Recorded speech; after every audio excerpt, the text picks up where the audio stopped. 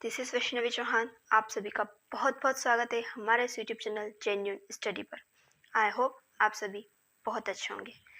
जैसे कि CTET exam नज़दीक आ रही है तो हम आपके लिए लेकर आए हैं previous year questions practice series, जिसके अंदर आप प्रीवियस ईयर क्वेश्चंस की प्रैक्टिस कर सकते हैं और अपने सब्जेक्ट को और भी अच्छे से स्ट्रॉन्ग बना सकते हैं और साइंस सब्जेक्ट में अच्छा स्कोर कर सकें। हम आपको वो सारे क्वेश्चंस की प्रैक्टिस करवाएंगे जो कि सीटेट एग्ज़ाम में साइंस सब्जेक्ट से पूछे गए हैं। तो चलिए हमारी इस क्वेश्चन सीरीज़ का करते हैं शुभारंभ। लेकिन उससे पहले अगर आपने इस चैनल को सब्सक्राइब नहीं किया है तो प्लीज़ इस चैनल को सब्सक्राइब ज़रूर कर दीजिएगा और जो बेल आइकन है उसको प्रेस करना नहीं भूलिए, ताकि अपकमिंग वीडियोस जो कि क्वेश्चन सीरीज़ जो कि प्रीवियस ईयर क्वेश्चंस पर बनने वाले हैं वो आप तक टाइम टू टाइम पहुँच सके। तो चलिए आज की इस क्वेश्चन सीरीज़ का करते हैं शुभारंभ। Target CTET 2024। इसके फर्स्ट क्वेश्चन की अगर शुरुआत करें तो फर्स्ट क्वेश्चन जो है वह कॉलम ए के मदों की कॉलम बी के मदों से मिलान करना है, मतलब कि कॉलम ए की कॉलम बी से मिलान करना है। तो देखते हैं क्या दे रखा है। ऑप्शन ए है विटामिन ए, बी है विटामिन बी, सी है विटामिन सी और डी है आयरन या लोहा। और कॉलम बी में दे रखा है गोइटर, रक्तता जिसको एनीमिया कहते हैं, स्कर्वी, दृष्टिहीनता, बेरी और रिकेट्स। तो हमको कुल मिलाकर यहाँ करना यह है कि कौन से विटामिन की कमी से कौन सा रोग होता है, ये हमको मिलान करना है। तो फर्स्ट ऑप्शन देखते हैं तो विटामिन ए। तो विटामिन ए जो होता है वह आँखों से संबंधित होता है। तो विटामिन ए की कमी से जो है वह दृष्टिहीनता का रोग होता है, मतलब कि विटामिन ए की कमी से दृष्टिहीनता का रोग होता है। तो ए का आंसर हो जाएगा फोर्थ। तो यहाँ पर ए फोर्थ यहाँ पर भी है, ए का फोर्थ यहाँ पर भी है, यहाँ पर भी और यहाँ पर भी। नेक्स्ट देखते हैं कि विटामिन बी की कमी से सबको ही पता है कि बेरी बेरी होता है। तो यहाँ पर दे रखा है फिफ्थ, तो बी का फिफ्थ यहाँ पर है और यहाँ पर है। बी और सी में बी का फिफ्थ दे रखा है। नेक्स्ट देखते हैं विटामिन सी की कमी से। विटामिन सी की कमी से स्कर्वी होता है। स्कर्वी रोग कहाँ पर दे रखा है? विटामिन सी का थर्ड, मतलब कि सी का थर्ड आंसर यहाँ पर नहीं है, यहाँ पर है और यहाँ पर है। विटामिन बी और सी इन दोनों में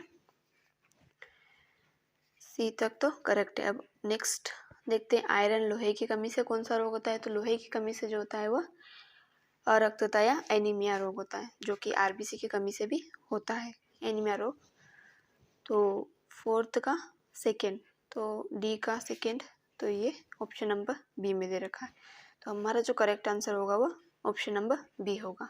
विटामिन ए की कमी से दृष्टिहीनता, विटामिन बी की कमी से बेरी बेरी, विटामिन सी की कमी से स्कर्वी और विटामिन डी आयरन की कमी से, लोहे की कमी से रक्तता या एनीमिया रोग होता है। हमारा जो करेक्ट आंसर होगा वो ऑप्शन बी होगा। क्वेश्चन की बात करें तो ईंधनों के अपूर्ण दहन से उत्पन्न होने वाली वह गैस कौन सी है जो विषैली है और रुधिर मतलब कि ब्लड की ऑक्सीजन वाहन क्षमता को घटा देती है?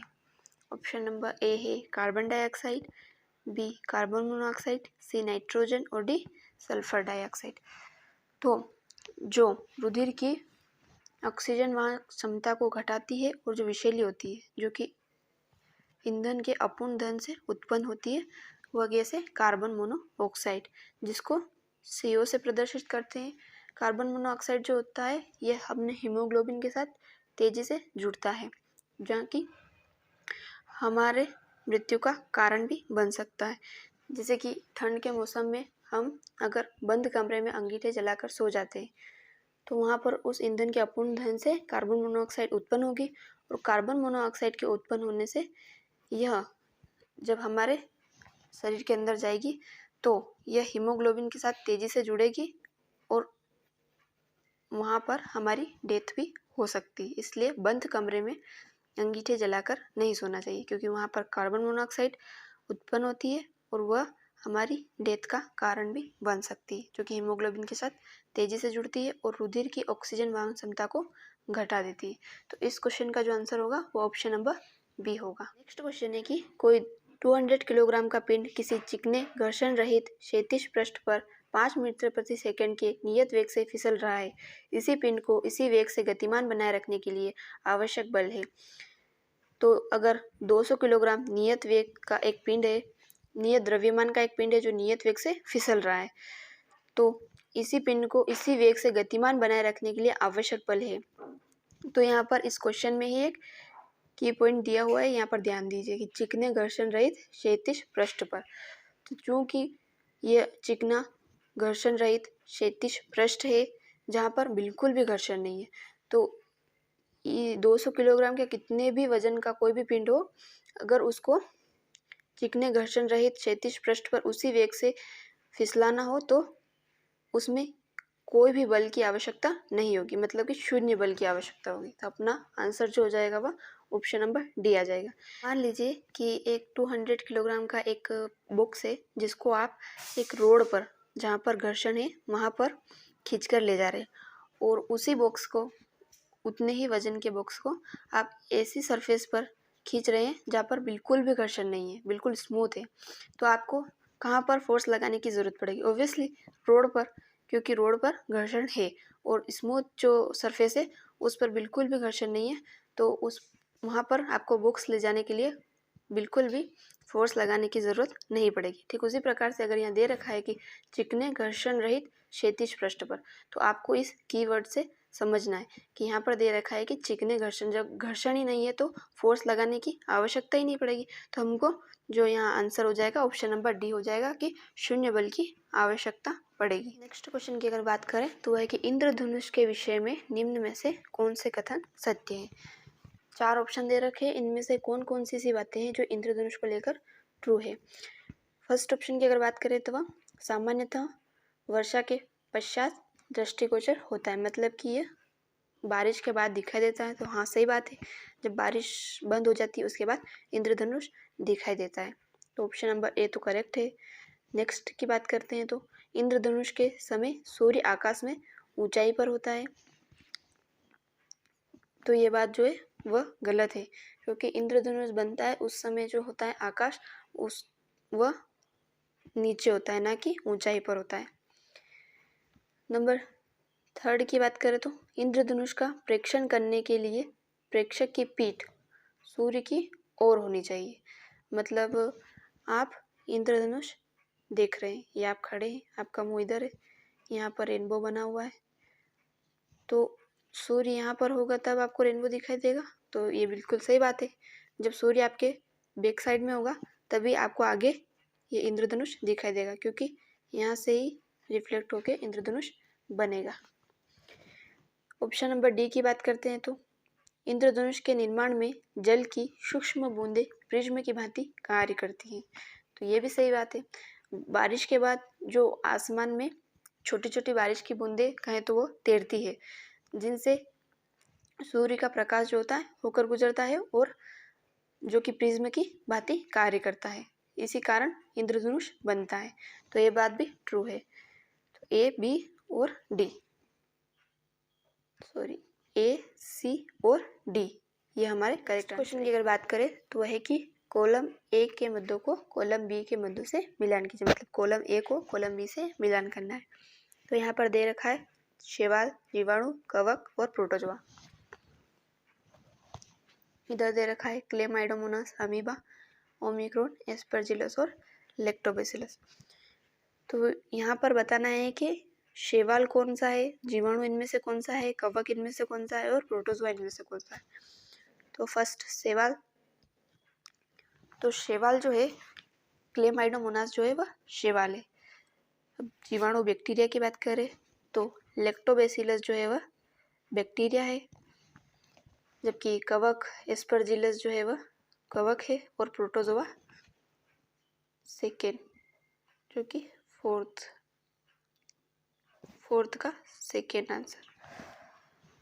फर्स्ट शैवाल जो कि क्लेमाइडोमोनास है, तो ए का तो फर्स्ट ही होगा, तो फर्स्ट, सेकेंड और फोर्थ आंसर भी ए का फर्स्ट है। सेकेंड बैक्टीरिया, बैक्टीरिया का फोर्थ आंसर है, बी का फोर्थ, तो बी का यहाँ पर हमको 4 मिलाना है और यहाँ पर ऑप्शन में दे रखे 5, तो बी का जो हो जाएगा वो 5 हो जाएगा। तो बी का 5 यहाँ पर है, यहाँ पर नहीं, हमारा ऑप्शन नंबर डी करेक्ट हो जाएगा। पर आगे हम और देखते हैं, हम देखते हैं कवक, सी का 5, तो सी का ये 5 वाला, सी का 5 यहाँ पर है ऑप्शन नंबर डी में। और डी प्रोटोजोआ, तो प्रोटोजोआ जो है अमीबा एक प्रोटोजोआ है, तो डी का सेकेंड, तो डी का सेकेंड यहाँ पर भी है, डी का सेकेंड। तो हमारा कुल मिलाकर ऑप्शन नंबर डी जो होगा वह करेक्ट आंसर होगा।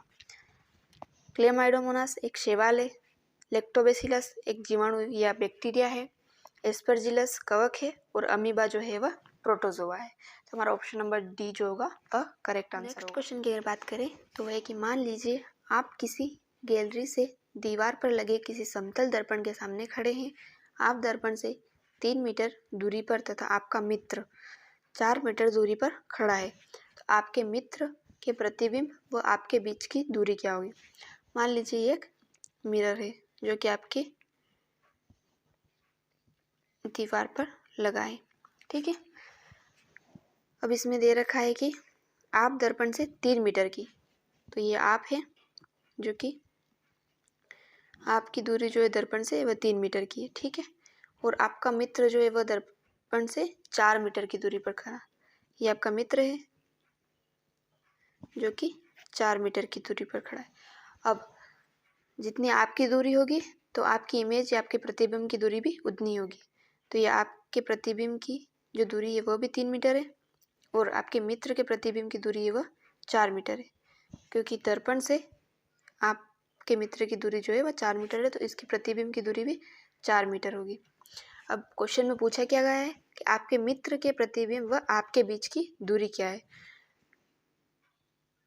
तो ये आप है, दर्पण से आपकी दूरी हो गई 3 मीटर और यहाँ से आपके मित्र के प्रतिबिंब की दूरी हो गई 4 मीटर। तो क्वेश्चन में यही पूछा गया है कि आपके और आपके मित्र के प्रतिबिंब के बीच की दूरी क्या है। तो 3 मीटर और 7 मीटर को प्लस करेंगे तो हमारा आ जाएगा 4 मीटर को प्लस करेंगे तो हमारा आंसर आ जाएगा वह 7 मीटर आ जाएगा। तो इस क्वेश्चन का जो आंसर है वो ऑप्शन नंबर बी है, 7 मीटर। नेक्स्ट क्वेश्चन की अगर बात करें तो है कि नीचे दिए गए किसी एक ऑक्साइड का जलीय विलयन नीले लिटमस विलयन को लाल कर देता है। तो सबसे पहले तो अम्ल क्या होते हैं। अम्ल वह होते हैं जो नीले लिटमस को लाल में बदल देते हैं, और क्षार जिनको बेस कहते हैं, बेस वह होते हैं जो लाल लिटमस को नीले में चेंज कर देते हैं। तो यहाँ पूछा है कि नीले लिटमस को लाल में बदल देते हैं, नीले लिटमस विलयन को लाल में बदल देते हैं, मतलब कि हमको अम्लीय ऑक्साइड के बारे में पता लगाना है। अब जो पीरियोडिक टेबल होती है उसमें जो धातु होती है, धातुएं जो होती है वह क्षार की तरह कार्य करती है, क्षारीय प्रकृति दर्शाती है, जबकि जो अधातुएं हैं वह अम्लीय प्रकृति दर्शाती है। आप इस तरह से याद रख सकते हैं, अ से अधातु, अ से अम्लीय, बाकी धातु क्षार, अ से अम्ल, अ से अधातु। तो कॉपर एक धातु है जो कि क्षार की तरह होती है, जबकि कैल्शियम भी एक धातु है और मैग्नीशियम भी एक धातु है, जबकि सल्फर जो होता है, सल्फर एक अधातु है और अधातु जो होते हैं अम्लीय प्रकृति दर्शाते हैं, अधातु अम्लीय प्रकृति दर्शाते हैं। और हमको यहाँ पता भी लगाना है तो अम्ल का ही लगाना है। तो ठीक यहाँ पर अम्लीय ऑक्साइड जो होगा वह सल्फर डाई ऑक्साइड होगा। तो यहाँ पर हमारा जो आंसर होगा वह ऑप्शन नंबर सी होगा। सल्फर डाइऑक्साइड जो होगा वह नीले लिटमस विलयन को लाल कर देगा क्योंकि यह अम्लीय प्रकृति दर्शाएगा। तो ऑप्शन नंबर सी हमारा करेक्ट आंसर। नेक्स्ट क्वेश्चन की अगर बात करें तो क्रोमियम लेपन के संदर्भ में कौन सा कथन असत्य है। यहाँ पर हमको गलत कथन के बारे में बताना है। फर्स्ट ऑप्शन है कि इसका आविर्भाव मंद होता है, सेकेंड है कि वह संक्षारित नहीं होता है, थर्ड है कि इस पर खरोंच नहीं पड़ती है, और डी क्रोमियम चमकदार दिखाई देता है। मतलब कि क्रोमियम का लेपन करने के संबंध में इसमें से कौन सा कथन जो है असत्य है। तो इसमें पहला जो होगा वह असत्य होगा क्योंकि क्रोमियम का आविर्भाव है वह मंद नहीं होता है। बाकी यह संचारित, इसके गुण देखें या इसके गुण देखें तो क्रोमियम एक तो संचारित नहीं होता है, दूसरा इस पर खरोच भी नहीं पड़ती है, तीसरा ये चमकदार भी दिखाई देता है, चमकदार भी दिखाई देता है, और एक इस पर जो होता है, इससे जो वस्तु निर्माण किया जाता है उस हिसाब से यह बहुत महंगा होता है, एक महंगा भी होता है। ये इसके गुण है। बाकी ये एक असत्य बात है कि इसका आविर्भाव मंद होता है। तो हमारा जो करेक्ट आंसर होगा वह ऑप्शन नंबर ए होगा। नेक्स्ट क्वेश्चन जो है, जब मानव श्वसन के दौरान ऑक्सीजन अंदर खींचता है तब निम्न में से कौन सी क्रियाएं संपादित नहीं होती है। तो ये क्वेश्चन तो आप प्रैक्टिकल करके भी देख सकते हैं। जैसे कि ऑप्शन नंबर ए है कि नाक से हवा अंदर ली जाती है। तो ऑब्वियसली ये बात तो सही है कि जब हम श्वसन करते हैं, जब हम सांस लेते हैं, तब नाक से तो ऑक्सीजन हवा अंदर लेते ही है।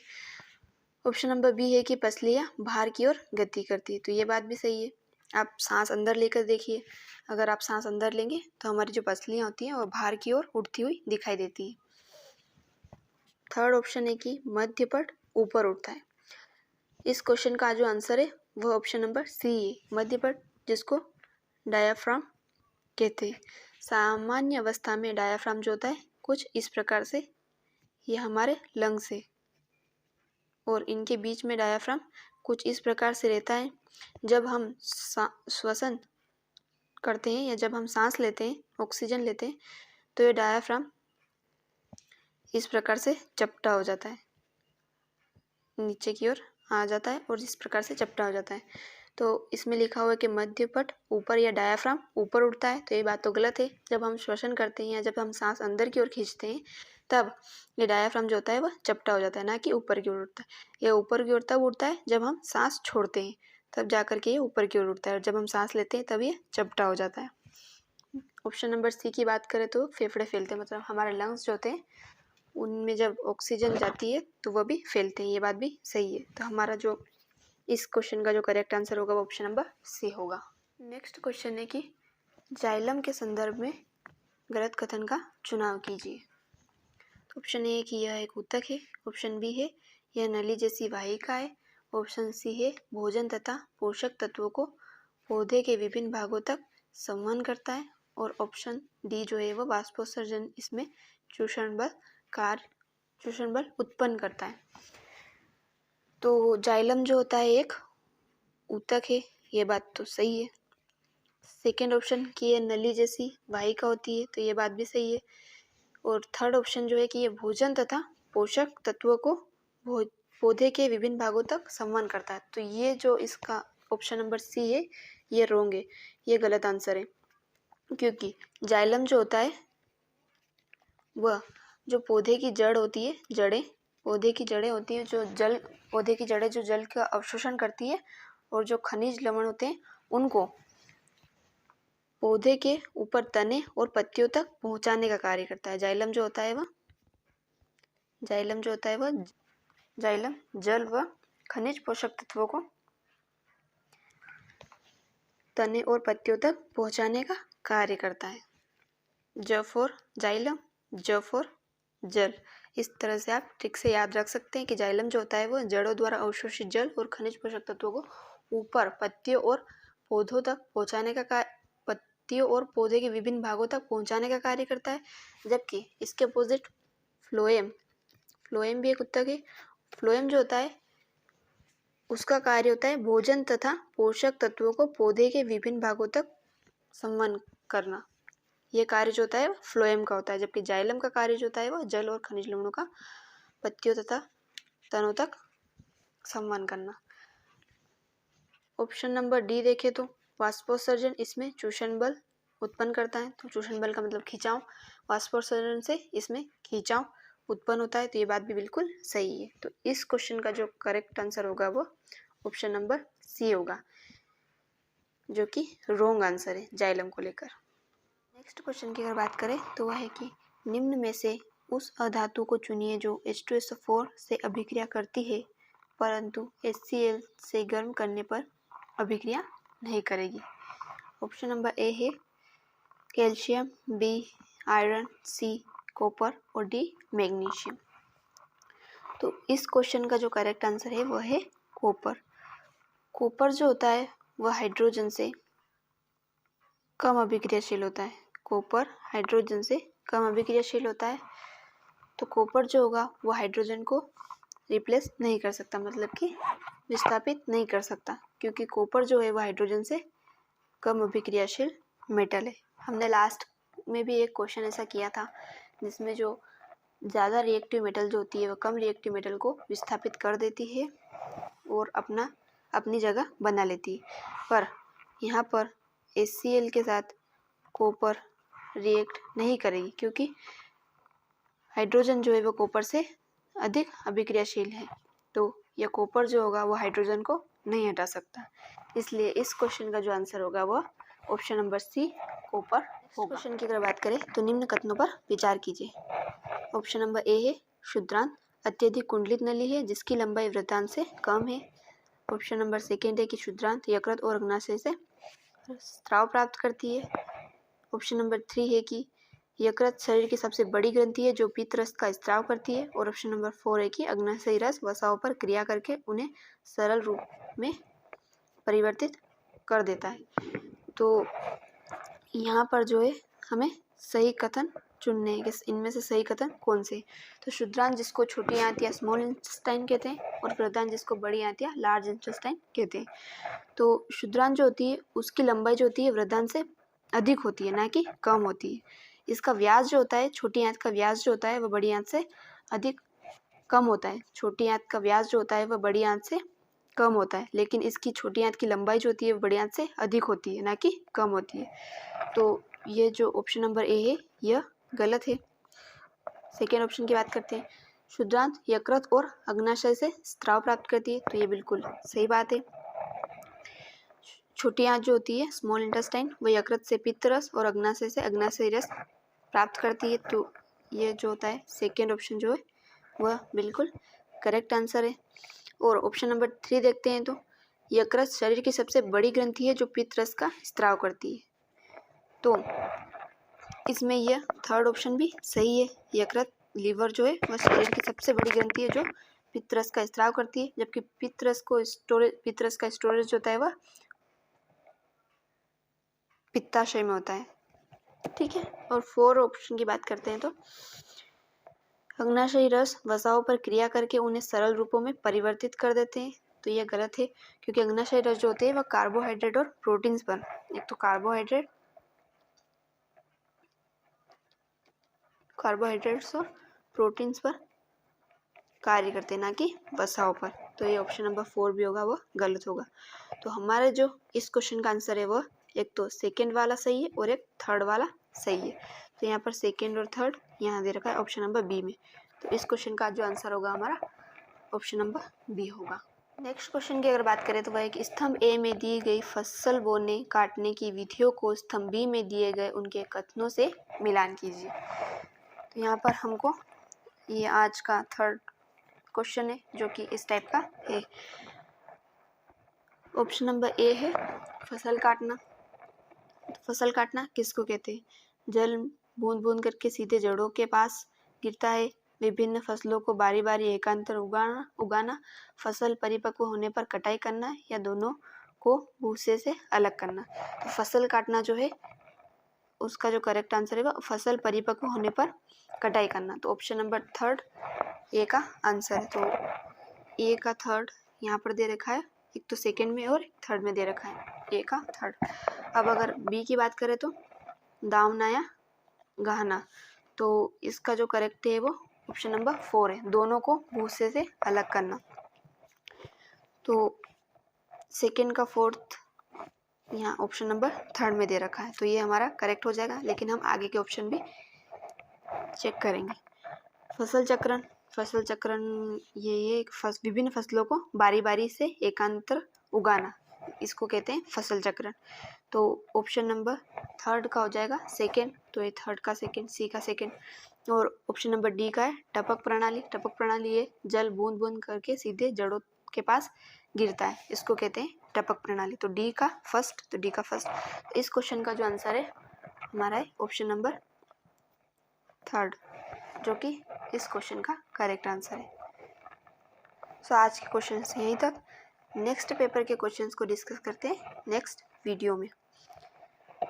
आई होप आपको ये क्वेश्चंस अच्छे से समझ आ रहे होंगे। अगर इस टाइप के क्वेश्चंस एग्जाम में बनते हैं तो आप उनको करेक्ट करके आएंगे। हमारे इस चैनल को सब्सक्राइब ज़रूर करिएगा और इन क्लासेस को अपने फ्रेंड्स के साथ शेयर करके उनकी भी हेल्प ज़रूर करिएगा। Thank you.